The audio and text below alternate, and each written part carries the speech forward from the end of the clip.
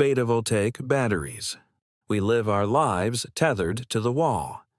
Every night, billions of lithium-ion batteries are plugged in to reverse a physical decay. The industrial limit of modern portable power is strictly chemical. Inside your phone or electric car, ions are physically dragged back and forth across a liquid electrolyte. Every single cycle degrades the internal materials. If you want a portable battery to last longer, you are forced to make it physically bigger, heavier, and more volatile. This frustrating daily limit makes the public incredibly vulnerable to the promise of an infinite power supply. Enter the viral headlines periodically announcing the betavoltaic cell, sometimes hyped in the press as the nuclear diamond battery. It is marketed as a technological holy grail, a power source that never needs to be plugged in, boasting an unbroken operational lifespan of over 50 years. It sounds like impossible science fiction, but betavoltaic technology is entirely real. In fact, in the early 1970s, these atomic batteries were successfully used to power cardiac pacemakers safely inside the human body. They work because they abandon chemistry completely. A betavoltaic cell doesn't store an electrical charge. It generates one from atomic decay. Inside the cell, a small amount of a radioactive isotope naturally emits beta particles, which are essentially high-energy electrons. These particles act like microscopic, invisible bullets. They are fired directly into a semiconductor layer, functioning very much like sunlight hitting a solar panel. When the beta particles strike the material, they knock loose other electrons, creating a continuous electric current. It is a brilliant, self-contained system. You lock a decaying isotope inside a small, shielded pill, and it generates electricity for half a century without ever being recharged. So why aren't they replacing the heavy battery packs in our laptops and cars? The answer is the brutal physical difference between total capacity and active power. A conventional chemical battery drains quickly, but it can dump massive amounts of energy all at once to light up a heavy screen or spin an electric motor. A betavoltaic cell does the exact opposite. It drips energy at an agonizingly slow rate. A standard betavoltaic cell might produce just 100 microwatts of power. To put that in perspective, a modern smartphone requires millions of microwatts just to boot up the processor. A battery that lasts 50 years isn't a miracle. It's a trade-off, sacrificing usability today for a trickle of power tomorrow. Today, betavoltaics remain highly valuable industrial tools, perfectly suited for deep-sea sensors, military satellites, and deep space probes, places where no human can ever go to plug in a cable. But, as a consumer product, the infinite battery is a myth. It is a machine that will easily outlast your lifetime, but couldn't even power your flashlight. Vacuum energy generators. The oldest, most stubborn dream in industrial history is the engine that requires no fuel. From coal to uranium, every power plant humanity has ever built operates on a strict, expensive transaction. An engine is just a converter. It takes a finite physical fuel source, degrades it, extracts the energy, and leaves behind waste. The cost, extraction, and pollution of that fuel dictate the boundaries of the entire global economy. But what if the fuel was nothing at all? For decades, hopeful inventors and fringe investment conferences have been captivated by the promise of zero-point energy generators. These machines, often presented as complex arrays of polished metal plates and vacuum tubes, claim to draw limitless, continuous industrial power directly from the empty vacuum of space. Unlike old-fashioned perpetual motion machines that simply ignore physics, zero-point energy advocates use real quantum mechanics to sell their story. In 1948, physicist Hendrik Casimir predicted a bizarre, counterintuitive phenomenon. Empty space is not actually empty. At a microscopic level, a vacuum is boiling with quantum fluctuations, invisible energy waves constantly popping in and out of existence. Casimir realized that if you placed two uncharged metal plates incredibly close together in a perfect vacuum, the tiny gap between them would physically block some of these waves from forming. Because there are now more waves hitting the outside of the plates than the inside, the vacuum of space will physically push the two plates together. Decades later, this was proven in a lab. The Casimir effect is a real, measurable force operating flawlessly at the scale of nanometers. For the zero-point engineers, this was the ultimate loophole. If the vacuum of space naturally pushes two plates together, they reasoned, you simply hook those plates up to a crankshaft. The vacuum pushes, the shaft turns, and you have a motor powered by the fabric of the universe itself. The machine sounds brilliantly plausible until you try to complete the very first mechanical stroke. To make an engine run continuously, the piston must return to its starting position. The quantum vacuum will gladly push the plates together, granting you a microscopic pulse of kinetic energy. But to get them back apart for the next stroke, you have to physically pry them open against that exact same vacuum pressure. Dictated by the first law of thermodynamics, pulling the plates apart costs exactly as much energy as the vacuum just gave you, while friction steals the rest. The engine doesn't spin. It simply snaps shut and violently locks itself in place. The industrial consequence is an endless trail of millions of dollars lost by hopeful investors, backing machines that are mathematically doomed to freeze on their first movement. Quantum mechanics proves that empty space has energy, but thermodynamics proves you can't use it to run a factory. Howard Johnson, magnet motor. In the grinding world of industrial manufacturing, standard electric motors have an absolute constraint. They only spin as long as you pay the power bill. The moment you stop feeding them an external electrical current, the factory line stops. This relentless financial burden is why independent inventors eventually turned away from complex chemical engines, looking instead at the silent, invisible power of permanent magnets. What if the magnets themselves were the only fuel you needed? In 1979, the United States Patent Office granted patent number 4,151,431 to an inventor named Howard Johnson. The document contained complex schematics for a permanent magnet motor. GC. Johnson claimed that by arranging precisely curved permanent magnets along a rotor and stator, their natural repelling force would push the engine forward in a continuous, perpetual spin, without requiring a single drop of fuel or external electricity. For the alternative energy community, this was the ultimate validation. A U.S. patent, stamped with an official seal, felt like definitive government proof. It triggered decades of magazine articles, investment schemes, and garage tinkerers desperately trying to replicate Johnson's blueprints, convinced the global energy crisis was officially solved. But Johnson's motor, and every permanent magnet engine like it, suffers from a fatal physical illusion. Magnets operate as a conservative field, exactly like the Earth's gravity. Imagine riding a sled down a steep, snowy hill. You get a thrilling, free push of kinetic energy from gravity.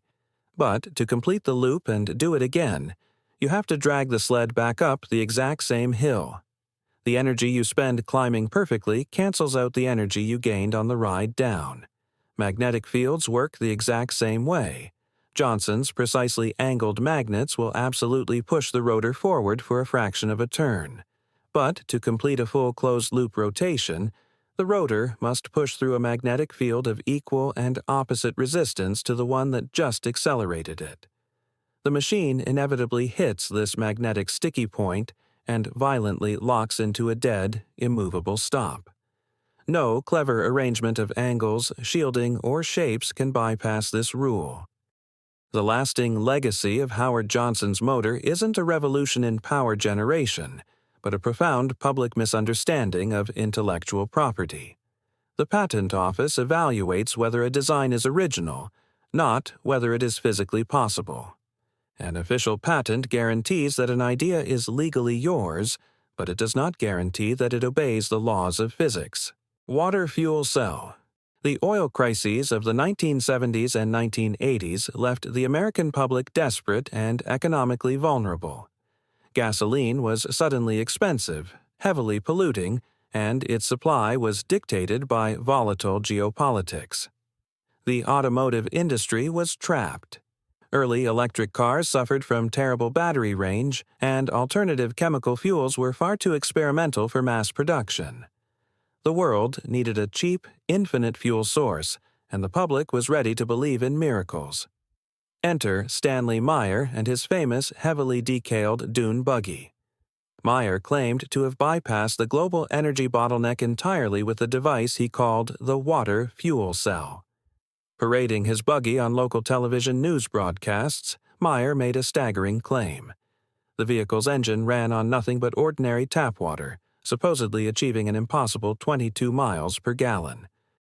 Basic science has long known how to separate water into hydrogen and oxygen using electricity, a standard industrial process called electrolysis.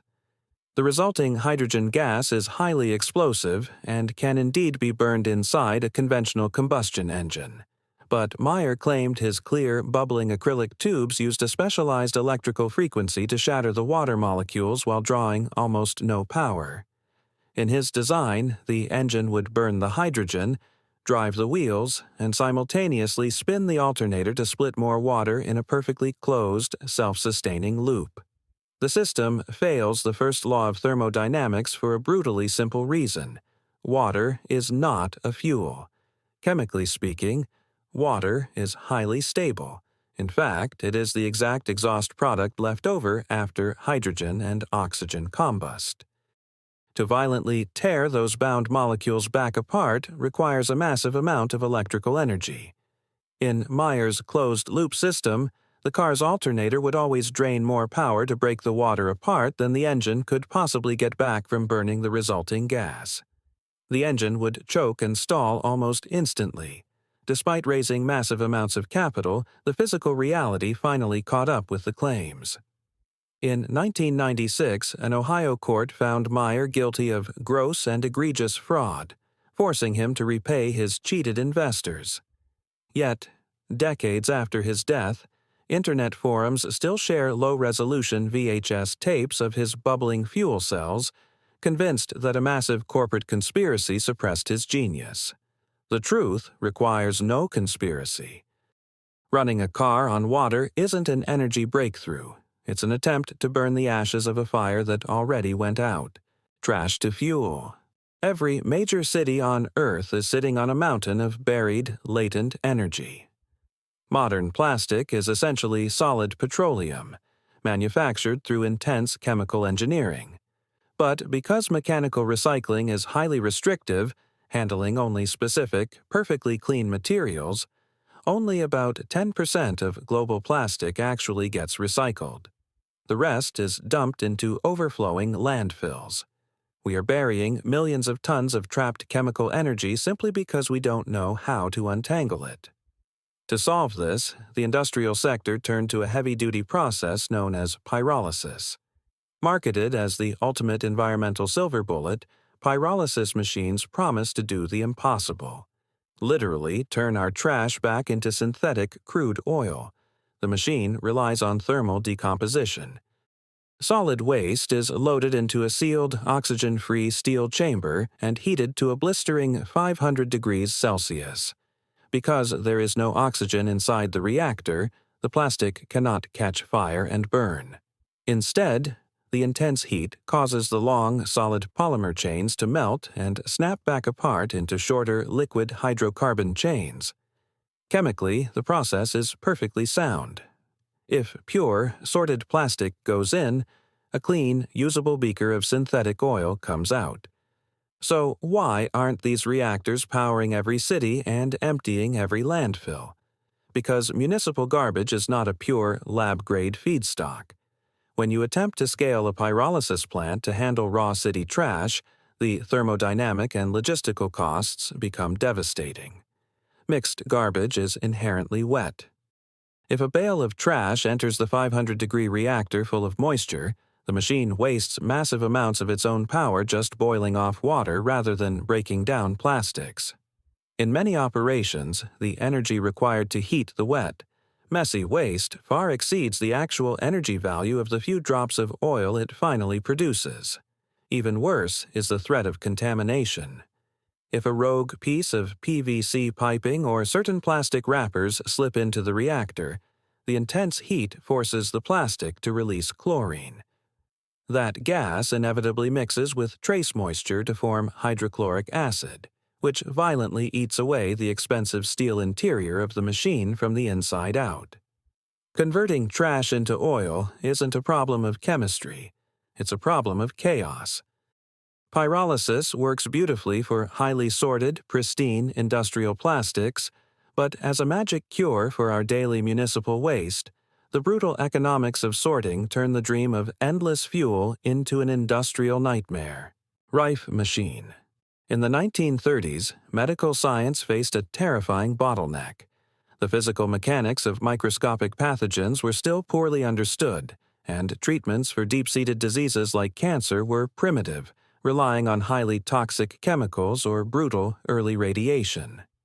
The ultimate unsolved industrial problem of early medicine was selective destruction, finding a way to shatter a deadly microscopic cell without destroying the healthy human tissue wrapped tightly around it. Against this desperate backdrop appeared an inventor named Royal Rife. He claimed to have solved the problem not with chemistry, but with mechanical engineering and electronics. Rife introduced two massive, complex pieces of equipment, an intricate, multi-lensed brass universal microscope, which he claimed could visually magnify living viruses, and a heavy electronic device called the beam ray. The beam ray looked like pure science fiction. It featured a glowing purple noble gas plasma tube that broadcast specific radio frequencies. Rife claimed that every pathogen possessed a unique structural resonance, a mortal oscillatory rate. Just as a trained singer can shatter a crystal wine glass by hitting the exact acoustic pitch, Rife claimed his machine could pinpoint a virus through the optical microscope, dial in its precise frequency on the beam ray, and use radio waves to vibrate the pathogen until it literally exploded, leaving the surrounding human tissue completely untouched. It was an incredibly compelling mechanical concept, but it completely ignored the hard physical limits of the electromagnetic spectrum. Rife's system failed at the very first step, observation. To see any object with a traditional optical microscope, the object must be physically larger than the wave of light bouncing off of it. The absolute shortest wavelength of visible light is roughly 400 nanometers. But a typical virus is incredibly small, often just 20 to 30 nanometers across. The wave of light simply washes right over it. Asking a visible light wave to resolve a single virus is like trying to feel the microscopic grooves of a vinyl record using a bowling ball.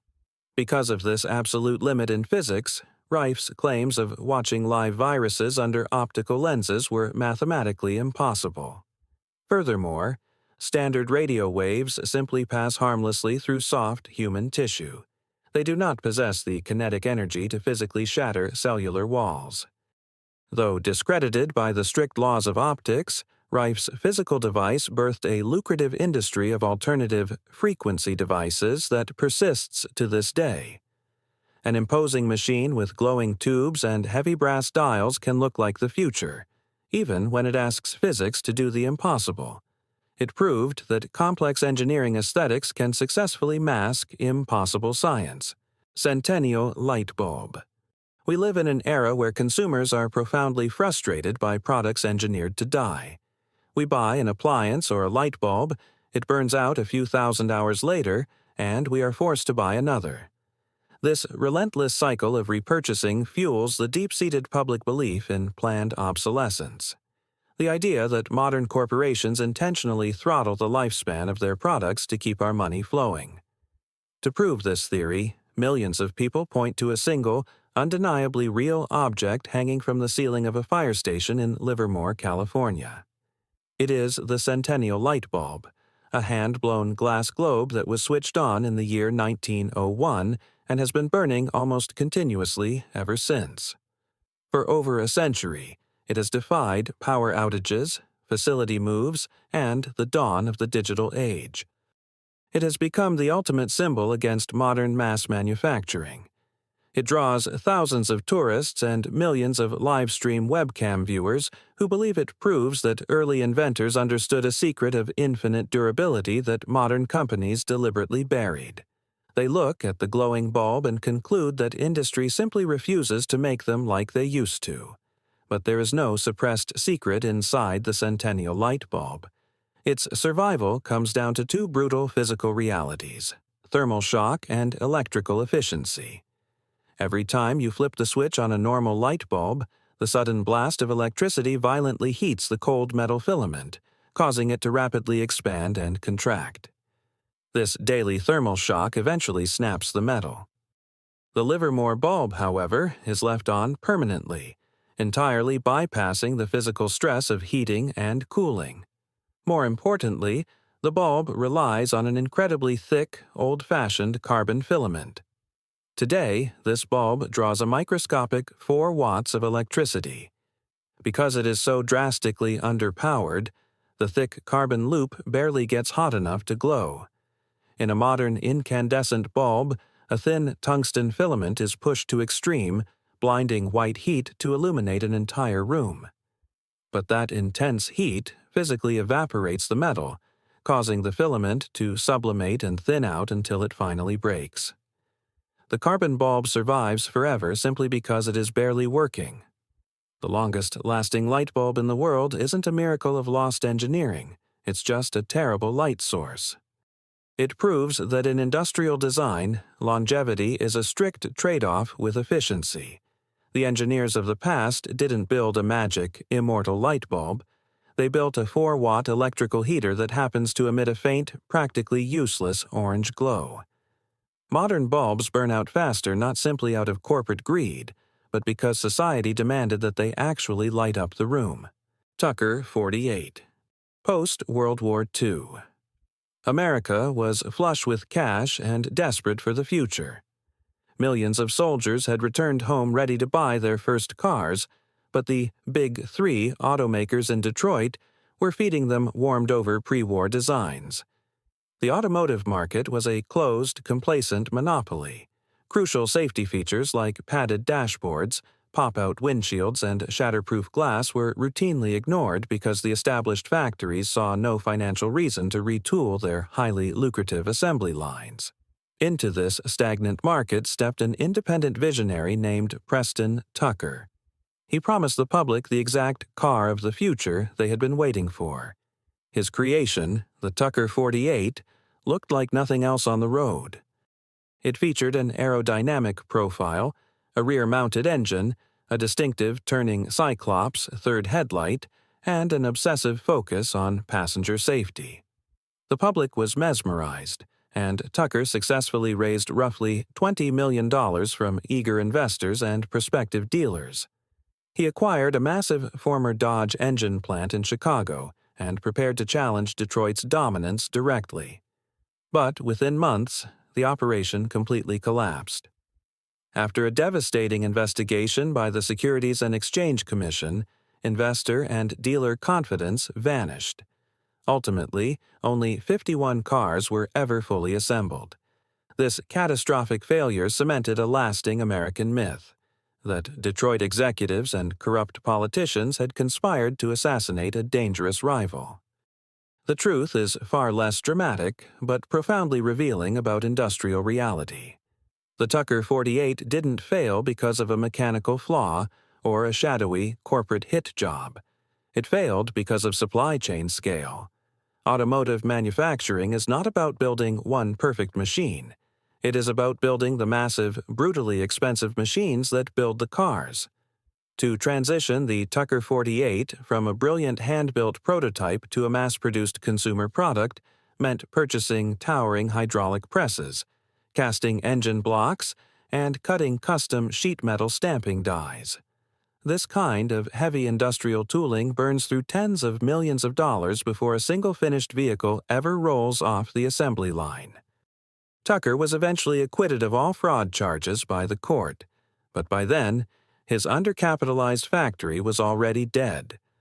The $20 million he raised was a staggering sum for an independent inventor, but it was pocket change compared to the vast, entrenched capital of the Big Three.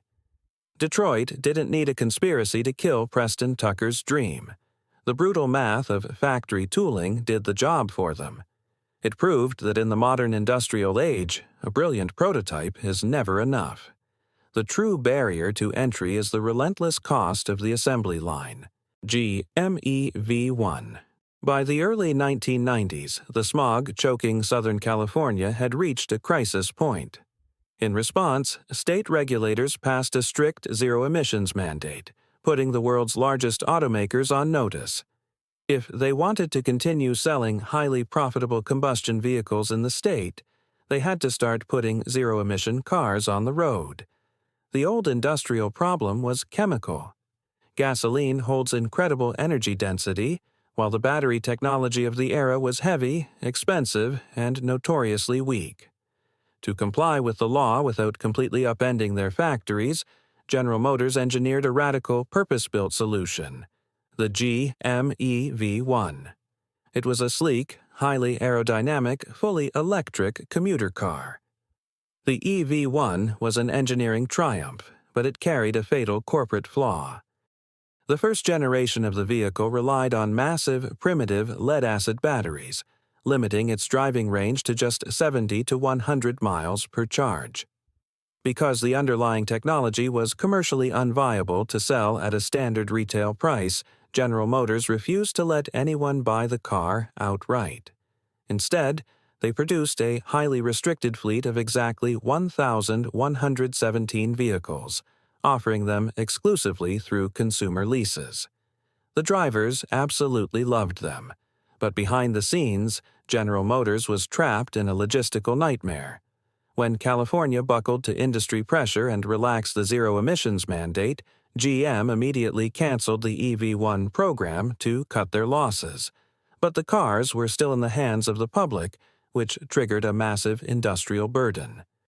Under automotive consumer protection laws, if a company sells a car, they are legally obligated to manufacture, warehouse, and supply bespoke spare parts for that specific vehicle for up to 15 years. For General Motors, keeping custom supply chains open and maintaining specialized technicians for a discontinued, experimental fleet of just 1,117 cars was a multi-million-dollar liability. When the leases expired, GM refused to let the drivers keep the cars. Despite public protests and desperate offers of cash, the company loaded the beloved EV1s onto flatbed trucks, hauled them to a scrapyard in the Arizona desert, and physically crushed them into cubes of scrap metal. This violent visual birthed a massive cultural conspiracy theory that the oil industry had ordered the assassination of the electric car. The truth is far colder. General Motors didn't crush the electric car to protect the oil industry. They crushed it to close a multi-million-dollar loophole in their own supply chain. It proved that a modern corporation will gladly destroy its own working creation to escape the legal and financial liability of an unscalable technology. Chrysler Turbine Car. In the early 1960s, the world entered the jet age. As sleek new commercial airliners streaked across the sky, the standard internal combustion engine inside the American family car suddenly felt like a vibrating, noisy relic. Piston engines are mechanically frantic. They rely on strict fuel types, spark plugs, complex timing chains, and thousands of violent up-and-down explosions just to move forward. Automotive engineers dreamed of replacing all that friction with the smooth, continuous power of an aircraft jet engine. In 1963, Chrysler actually achieved the impossible. They unveiled the Chrysler Turbine Car, a stunning, futuristic bronze coupe with a fully functional gas turbine engine under the hood. Instead of pistons, the engine functioned exactly like a jet. It sucked in air, compressed it, mixed it with fuel, and ignited it in a continuous roaring blast of hot gas that spun a turbine hooked directly to the wheels. It was an engineering marvel with a massive advantage. Because it didn't rely on precise spark timing, it could run on almost any flammable liquid on Earth. During testing, the engine flawlessly burned diesel, kerosene, perfume, and famously, even tequila. To keep the jet exhaust from melting the bumpers of the cars behind it in traffic, massive spinning regenerator discs absorbed the exhaust heat and fed it back into the engine. Chrysler built 55 of these incredible machines and handed them over to average American families for real-world public testing. The cars worked beautifully. But just a few years later, Chrysler quietly recalled the fleet and sent almost every single one to the crusher. This brutal visual sparked one of the greatest automotive myths in history, that oil companies demanded the destruction of the car because it didn't need gasoline. The truth is an unyielding lesson in thermodynamics and mass production metallurgy. A turbine engine loves to run at high, steady speeds in the freezing upper atmosphere. But on the ground, in the endless stop-and-go reality of city traffic, the turbine suffered from severe throttle lag and abysmal fuel economy. More importantly, the internal turbine blades were spinning at an astonishing 44,600 RPM inside a literal furnace. To survive that violent environment without melting or shattering, the engine required exotic, aerospace-grade superalloys. Chrysler realized that sourcing those rare metals to mass-produce millions of commuter engines would economically ruin the company. Chrysler successfully put a jet engine in a family car, only to realize that rush-hour traffic is the worst possible place to fly an airplane. An incredible mechanical triumph was ultimately defeated not by a shadowy corporate conspiracy, but by the uncompromising cost of exotic metals and the chaotic reality of city streets.